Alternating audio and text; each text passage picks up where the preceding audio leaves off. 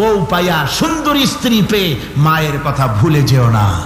অনেক সাহেব আছে মায়ের কথা ভুলে যায়, স্ত্রীর কথা অনুযায়ী মায়ের উপরে অত্যাচার করে, এরকমও বহুত আছে। আল্লাহ পাক বলছেন শোনো, ওয়াকাদা রাব্বুকা আল্লা তা'বুদু ইল্লা ইয়্যাহু ওয়া বিল ওয়ালিদাইনি ইহসানা। তোমার প্রভুর পক্ষ থেকে ফয়সালা হয়েছে, চূড়ান্ত সিদ্ধান্ত হয়ে গিয়েছে, আমি আল্লাহর ইবাদতের পর তোমার মা বাপের ইহসান করবে, খেদমত করবে, তাদের জন্য উপকার করবে, তাদেরকে ভালোবাসবে। আল্লাহ রাব্বুল আলামিন বলেন মা বাপের সঙ্গে কেমনে কথা বলবে, তাদের সাথে কিভাবে আচরণ করবে, আল্লাহ তাও শিখিয়ে দিয়েছেন। আল্লাহ পাক বলেন ওয়ালা তাকুল লাহুমা وَقُلْ لَهُمَا قَوْلًا كَرِيمًا। মা বাবার সাথে সম্মানজনক কথা বলো। وَقُلْ لَهُمَا قَوْلًا كَرِيمًا, সম্মানজনক কথা বলো, মাথায় ঝাঁকি দিয়ে রাগ করে চোখ মোটা করে কথা বলো না। তুমি সন্তান, তোমার জন্য সবচাইতে বড় পীর তোমার আব্বা তোমার আম্মা, ঠিক কিনা কর? ছেলের জন্য, মেয়ের জন্য, সন্তানের জন্য সবচাইতে বড় পীর কে? বাপ মা। এটা ভালো করে মনে রাখতে হবে। আপনার মাওলানা সাহেবদের দোয়া, পীর সাহেবদের দোয়া কবুল হতেও পারে, নাও হতে পারে, 50-50 সম্ভাবনাও আছে, আবার সম্ভাবনা নাই। কিন্তু মা বাবার দোয়া কবুল হবে 100% সিউরিটি রয়েছে। রাসূলুল্লাহ বলেছেন 3 জনের দোয়া কবুল হবে, মুস্তাজাবুদ দাওয়াত। কয়জনের দোয়া কবুল হবে? আল্লাহ রাব্বুল আলামিনের হাবিব বলেন 3 জনের দোয়া কবুল হবে আল্লাহর দরবারে। তার মধ্যে একজন হলেন মাজলুম ব্যক্তি, যে ব্যক্তি অত্যাচারিত, যে ব্যক্তি মুসাফির, প্রবাসী, তার দোয়া কবুল হবে। আর মা বাপ যদি সন্তানের জন্য দোয়া করে, ওই দোয়া আল্লাহ রাব্বুল আলামিনের দরবারে মঞ্জুর হয়ে যায়। আল্লাহ রাব্বুল আলামিন মা বাপ সম্পর্কে বলেন, মা বাবের জন্য আমার কাছে দোয়া করবি বান্দারা, আমার কাছে দোয়া করবি। দোয়াটা আল্লাহ পাক শেখাচ্ছেন, রব্বিরহামহুমা কামা রব্বায়ানি সগীরা। পড়েন সবাই, রব্বিরহামহুমা কামা রব্বায়ানি সগীরা। একটু জিকির করেন, লা ইলাহা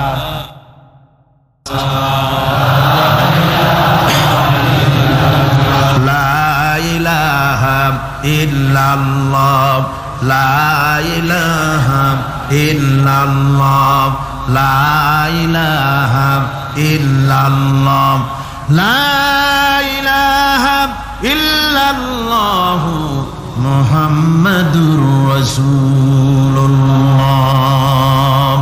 আমার ভাইরা, আল্লাহ পাক শিখাচ্ছেন, বান্দা তোর মা বাপের জন্য আমার কাছে দোয়া কর। আয় আল্লাহ, আয় রব, আয় আমার প্রভু, আমার মা বাপ যেমন ছোটবেলায় আমাকে স্নেহের কোলে লালন পালন করেছে, আয় আমার আল্লাহ তুমি আমার মা বাপকে তোমার রহমতের কোলে লালন পালন করো। আল্লাহ শিখাই দিয়েছেন। আমার ভাইরা, প্রত্যেক নামাজের পরে এই দোয়াটা ভুলে যাবেন না। ভুলে যাবেন? ভুলে যাবেন? আমার ভাইরা, আমার বোনেরা, সবাই প্রত্যেক নামাজের পরে পড়বেন, রব্বিরহামহুমা কামা রব্বায়ানি সগীরা। এই দোয়া করতে কেউ ভুলে যাবেন না। আল্লাহ রাব্বুল আলামিন বলে, বান্দারে ওয়া ওয়াসাইনাল ইনসানা বিওয়ালিদাইহি ইহসানা হামালাতুহু উম্মুহু কুরহা ওয়া ওয়াদাতুহু কুরহা। আল্লাহ পাক বলেন, আমি পৃথিবীর সমস্ত মানব মণ্ডলীকে উপদেশ দিয়েছি, মা বাপকে সম্মান করো, শ্রদ্ধা করো, তাদের উপকার করো। তার কারণ হলো তোমার মা তোমাকে গর্ভে ধারণ করেছে অত্যন্ত কষ্টের সাথে। আল্লাহ বলতেছেন, মা তোমাকে গর্ভ ধারণ করেছে অত্যন্ত কষ্টের সাথে, এরপরে তোমাকে ডেলিভারি করেছেন অত্যন্ত কষ্টের সাথে, তোমাকে ডেলিভারি করেছেন। গভীর রাত্রে মানুষ সব ঘুমায় যায়, গর্ভবতী মা ঘুমাতে পারে না, সন্তান পেটের ভিতরে, হাঁটু দিয়া গুতা মেরেছে, পা দিয়া লাথি মেরেছে। মা চরম শীতের রাত্রে, প্রচন্ড শীতের রাতে গায়ের লেপটা সরায় দিয়া মা একবার দাঁড়ায়, আর একবার বসে, একবার দেওয়ালের সাথে হেলান দিয়া দাঁড়ায়। কষ্ট করে রাতটারে কাটায় দেয়। আবার সারাদিন সংসারের জন্য কাজ করেছেন, রান্না বান্না করেছেন মা, সকলকে খাওয়াইয়া মা শেষের দিকে খেতে গেছেন। যখন নিজে খেতে গেলেন, খাবারের ক্ষুধা নিয়ে পেট ক্ষুধা নিয়ে খেতে বসেছেন, পেটের ভিতরে সন্তান লাথি মেরেছে, পেটের মধ্যে ঘুষা মেরেছে, হাঁটু দিয়া গুতা মেরেছে, ভরা পেটে পেটের ভিতরে সন্তান গুতা মারলো হাঁটু দিয়া মাথা দিয়া। মা ক্ষুধা রয়েছে পেটে, খেতে পারলেন না, বেদনা শুরু হয়েছে। খাবারের থালাটা ঠেলে দিয়ে মা দাঁড়ালেন, বসলেন, চোখের পানি ফেললেন। এভাবে করে মা একটা দুইটা দিন নয়, 10টি মাস পর্যন্ত সন্তানটাকে পেটের মধ্যে নিয়ে, একটা জীবিত মানুষ আর একটা জীবিত সন্তান পেটের মধ্যে নিয়ে নড়াচড়া করছেন, চলাফেরা করছেন। কিতাবের মধ্যে এসেছে রাতের বেলায় মা যে ঘুমাতে পারেন না সন্তানের নড়াচড়ার কারণে। রাতভর ইবাদত করলে যত সওয়াব পাওয়া যেত, আল্লাহ ওই সওয়াব মায়ের আমলনামায় লিখে দেন। সন্তান পেটে থাকার কারণে খেতে পারে না, পেট ভরে ক্ষুধায় কষ্ট পায় মা। এই জন্যে 10 মাস ধরে রোজা রাখলে যে সওয়াব হতো, আল্লাহ রাব্বুল আলামিন মায়ের আমলনামায় রোজার সওয়াব লিখে দেন। 10 মাস পুরে গেল, সন্তান ডেলিভারির সময় চলে এলো। মায়ের মন বিমর্ষ, সন্তান ডেলিভারি হবে, না জানি মরে যাই নাকি, না জানি অপারেশন লাগে নাকি, কি অবস্থা হবে। মা খেতে পারে না, মুখটা শুকায়া যায়। ডেলিভারির সময় যখন আসে, মা বাবার কাছ থেকে বিদায় নিয়ে যায়, স্বামীকে একান্তে গোপনে ডেকে নিয়ে বলে, প্রাণের স্বামী, দীর্ঘদিন একসঙ্গে ঘর কন্যা করেছি, অপরাধ হয়ে যেতে পারে, আমারে মাফ করে দিও। আমার মনে হয় এবার আমি আর বাঁচবো না।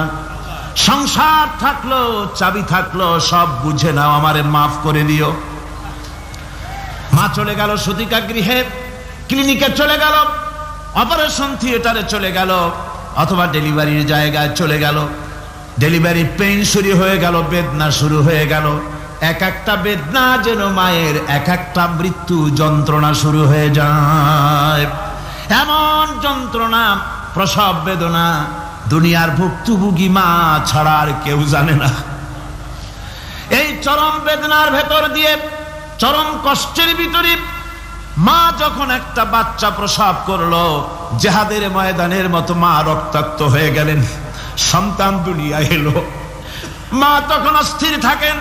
এত বড় বিরাট কষ্টের ভিতরে আল্লাহ রাব্বুল আলামিন বলেন, সন্তান যখন ডেলিভারি হয়ে গেল, মায়ের মনের ভিতরে আমি তখন এই ফিলিংস, এই টেন্ডেন্সি জাগ্রত করে দিই, দেখ কি হয়েছে। মা তখন দেখতে চায় কি হয়েছে। মায়ের সামনে যখন এত কষ্টের, হৃদয় বিংরণ, কলিজার 32টি নাড়ি ছেঁড়া যন্ত্রণার সন্তান যখন মায়ের চোখের সামনে আসে, আল্লাহ পাক বলেন, মা যখন তার ছেলের মুখের দিকে তাকায়, মেয়ের মুখের দিকে তাকায়, আল্লাহ বলেন 10 মাসের পেটে ধরা কষ্ট আর ডেলিভারির সব কষ্ট মায়ের মন থেকে মুছে ফেলে দেই। আল্লাহ রাব্বুল আলামিন বলেন, খবরদার দুনিয়ার মানুষ, এমন মায়ের সাথে নাফরমানি করবি না, এ মায়ের সাথে নাফরমানি করবি না, মাকে সম্মান করবি, মার কাছে দোয়া চাবি। দুনিয়ায় যদি সম্মান চাও, রিজেক্ট চাও, মায়ের পায়ে ধরে কাঁদো। মায়ের জাতি অনেক সম্মান তার। রাসূল করিম সাল্লাল্লাহু আলাইহি ওয়াসাল্লামকে প্রশ্ন করা হয়েছে, হুজুর খেদমত করব কার? হুজুর কয় মায়ের। তারপরে কার? হুজুর কয় মায়ের। তারপরে কার? হুজুর বলেন মায়ের। তারপরে কার? তোমার পিতার। 3 গুণ। তোর মায়ের মর্যাদা 3 গুণ বেশি, তোর বাপের চাইতে মর্যাদা বেশি। সুবহানাল্লাহ পড়ে। আর আজকে ইসলামের শত্রুরা তারা বলে যে ইসলাম নারীর অধিকার আদায় করে নাই। নারীর অধিকার ইসলাম দেয় নাই তো কে দিয়েছে? আমার বন্ধুগণ, বিশ্বনবী জনাব মুহাম্মদ রাসূলুল্লাহ সাল্লাল্লাহু আলাইহি ওয়াসাল্লাম মসজিদে নববীর ভিতরে বসে আছেন। এক বৃদ্ধা মহিলা মসজিদের মধ্যে প্রবেশ করলেন। হুজুর বৃদ্ধাকে দেখে দাঁড়ায় গেলেন, বিশ্বনবী বুড়ি মেয়ে লোককে দেখে দাঁড়ায় গেলেন। আল্লাহর নবী বুড়িকে দেখে দাঁড়ালেন। বুড়ি যখন কাছে এলেন, আল্লাহর নবী নিজের গায়ের চাদর বুড়ির জন্য বিছায়া দিলেন। বুড়ি বসলেন। এরপরে কথাবার্তা সারার পর বুড়ি যখন বিদায় হবেন, হুজুর আবার দাঁড়ালেন। বুড়ি মহিলা চলে গেলেন। সাহাবায়ে কেরাম বলেন, ইয়া রাসূলুল্লাহ, কিছুই বুঝলাম না, একজন বৃদ্ধা মহিলার জন্য বিশ্ব নবী দাঁড়ান আর গায়ের চাদর বিছান, আমরা বড় আশ্চর্য হয়ে গেলাম। নবীজি বলেন, ও আমার সাহাবীরা, তোমরা জানো না এই মহিলা কি চিনতে পারো নাই? আমি আমার মায়ের দুধ আমার জীবনে কিসমতে তেমন হয় নাই, আমি আমার মায়ের দুধ তেমন কিসমতে পাই নাই। যার বুকে দুধ খেয়ে, যার কোলে কাখে চড়ে আমি বড় হয়েছি, আমার সেই দুধ মা ইনি হযরতে হালিমাতুস সাদিয়া, আমার সেই দুধ মা। রাসূলুল্লাহ নিজে সম্মান দিয়েছেন মায়ের। খবরদার, মাকে অসম্মান করবেন না, মাকে সম্মান করবেন, মাকে শ্রদ্ধা করবেন। আমার বন্ধুগণ, আলেম ওলামা পীর বুজুর্গদের জন্য হাদিয়া তো দেন, আপনারা কোনো নিষেধ নাই, দেন।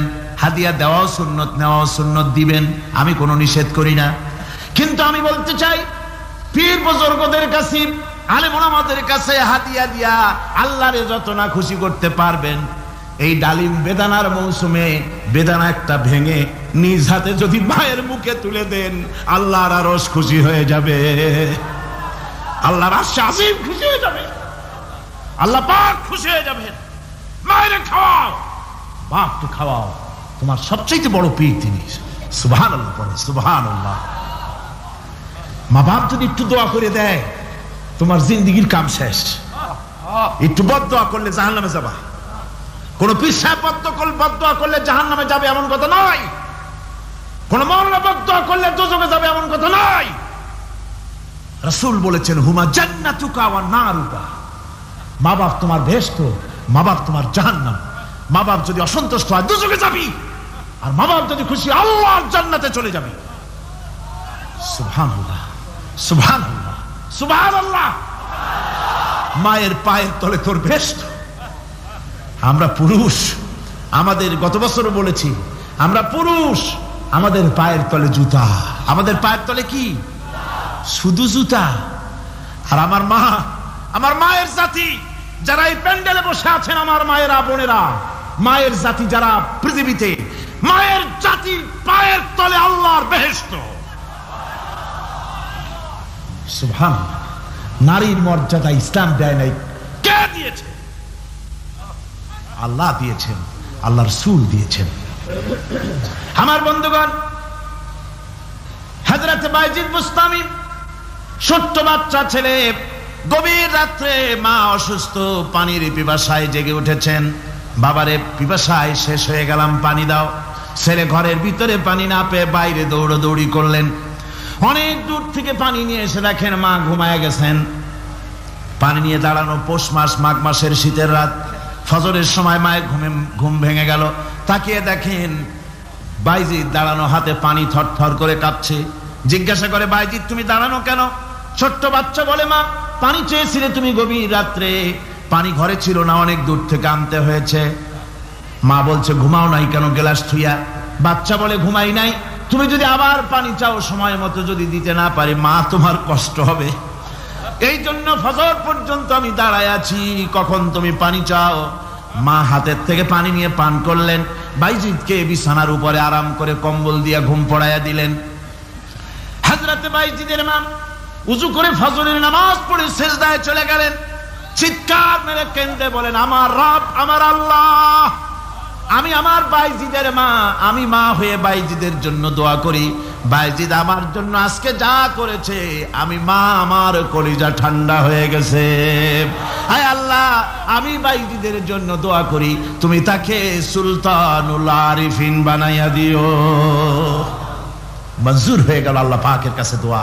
আমার ভাইরা, আল্লাহ পাক বলছেন, খবরদার, আমার ইবাদতের পরে মা বাপ, আল্লাহর ইবাদতের পরে কারা? মা বাপ। মা বাপকে সম্মান করো, শ্রদ্ধা করো, মোহাব্বত করো, কিসমত খুলে যাবে, কিসমত খুলে যাবে। মা বাপকে সম্মান করো। হযরত আবু হুরায়রা রাদিয়াল্লাহু তাআলা আনহু রাসূলের সামনে এসে কাঁদতেছেন। হুজুর বলছেন, আবু হুরায়রা কাঁদো কেন? কাঁদো কেন? রাতের বেলা কাঁদো কেন? হযরত আবু হুরায়রা বলছেন, হুজুর আমাকে মা মেরেছেন। হুজুর বলছেন, মা মারলো কেন? কোন অপরাধ করেছো? কোন গোস্তাখি করেছো? আবু হুরায়রা বলছেন, না হুজুর, কোন গোস্তাখি করি নাই, তবে মারলো কেন? হযরত আবু হুরায়রা বলছেন, হুজুর আমি আপনার দরবার থেকে ফিরতে রাত হয়ে গিয়েছিল। মা জিজ্ঞেস করলেন, আবু হুরায়রা এত রাত্রে কোথায় ছিলি? বললাম, আমি ছিলাম যে কদম চুমতে পারলে দুনিয়া ধন্য হয়, সেই দরবারে নববীর কদম মোবারক থেকে আসতে আমার দেরি হয়েছে। আমার মা মুশরিকা, আপনার নাম শুনে তার গায়ে আগুন জ্বলে উঠলো, আমাকে ধরে মারা আরম্ভ করলো। বলল, হয় আমার বাড়ি ছাড়বি আর না হয় মুহাম্মদ সাল্লাল্লাহু আলাইহি ওয়াসাল্লামের দরবার ছাড়বি। আমি বললাম, আমার মা, তুমি বুড়ি মানুষ, তোমার গায়ে যত শক্তি আছে সমস্ত শক্তি দিয়ে আমারে পিটাও, আমারে মারো। মারতে মারতে আমাকে বাড়ি থেকে তুমি বের করে দাও। তোমার বাড়ি শুদ্ধ তামাম দুনিয়া ছেড়ে দিতে পারি, আল্লাহর নবীর কদম মোবারক ছেড়ে দিতে পারি না।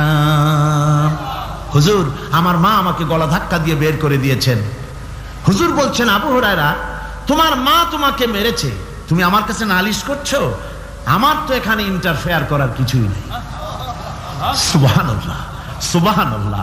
মা তোমাকে মেরেছে, এখানে আমার করার কিচ্ছু নাই। বিশ্ব নবী বলছেন, এত বড় পাওয়ারফুল নবী, লেজিসলেটিভ পাওয়ার, সারে আল্লাহ তাকে বানিয়েছেন শরীয়ত প্রণেতা। কোরআন শরীফ, কোরআন শরীফে শুধু হালাল ও হারামের, হালাল এবং হারামের, বৈধ এবং অবৈধের সীমারেখা শুধু কোরআনই ঠিক করেন, রাসূলের জন্য আল্লাহ ছেড়ে দিয়েছেন। আল্লাহ রাসূলও হারাম, হালাল এবং হারামের বৈধ, বৈধতা অবৈধতার সীমারেখা নির্ধারণ করেছেন। এত বড় ক্ষমতা তার, এত বড় পাওয়ারফুল বিশ্বনবী, তিনি বলছেন, মা মেরেছে, আমার করার কিছু নাই। চিন্তা করেন কত বড় কথা, এ কথার লোড কত। হযরত আবু হুরায়রা বলেন, ইয়া রাসূলুল্লাহ, মা আমাকে মেরেছেন, আমি আল্লাহর নবীর কাছে মায়ের বিরুদ্ধে নালিশ করতে আসি নাই। বললেন, কেন এসেছো? হযরত আবু হুরায়রা বলেন, হুজুর এসেছি একটা কারণে, আমি জানি আল্লাহ নবী যদি আল্লাহর দরবারে হাত উঠায়া কোনো জিনিস বলে, আল্লাহ রাব্বুল আলামিন সঙ্গে সঙ্গে মঞ্জুর করে নেন। হুজুর আমি এসেছি, মেহেরবানি করে দোয়া করুন আমার মাকে যেন আল্লাহ হেদায়েত নসিব করে দেন। আল্লাহ নবী হাত উঁচু করে বললেন, আল্লাহুম্মা হিদি উম্মা আবি হুরায়রা, আয় আল্লাহ আমি দোয়া করি আবু হুরায়রার মাকে তুমি হেদায়েত নসিব করে দাও। রাসূলুল্লাহ দোয়া করছেন আর আবু হুরায়রা সমানে দৌড়াচ্ছেন। তিনি দৌড়াচ্ছেন, পেছন থেকে কয়েকজনে আবু হুরায়রার জামা টেনে ধরেছে, দৌড়ো। তাদের জানা আবু হুরায়রা খুব ভদ্রলোক মানুষ, কোন ঝড় ঝামেলার মধ্যে থাকে না, রাগ সাগ করে না, চিৎকার মারে না, দৌড় মারে না, এত ভদ্র শরীর, দৌড়ায় কেন? না জানি কোন বিপদ বুঝি ঘটে গেছে। পিছন থেকে জামা টেনে ধরে বলে, দৌড়াও কেন?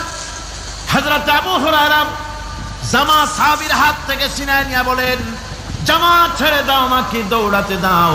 আমি দৌড়াইয়া বাড়িতে দেখতে চাই, আমি দৌড়াইয়া আগে আমার বাড়ি পৌঁছতে পারলাম না, আমি যাওয়ার আগে আমার আল্লাহর নবীর দোয়া আমার বাড়ি পৌঁছে গেছে,